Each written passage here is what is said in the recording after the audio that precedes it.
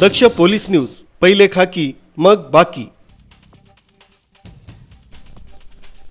विश्वाला जगावं जगू द्याचे संदेश देणारे अहिंसेचे महान पुजारी, जैन धर्मियांचे 24वे अंतिम तीर्थकार भगवान महावीर स्वामी यांचा 10 एप्रिल गुरुवार रोजी 2623वा जन्मकल्याणक महामहोत्सव दिनानिमित्त शहराच्या प्रमुख भव्य मिरवणूक काढण्यात आली।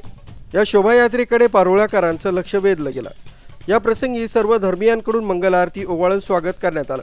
काही भक्तगण आपल्या दारातूनच भगवान महावीर स्वामींना वंदन करून आपली भावना व्यक्त करीत होते।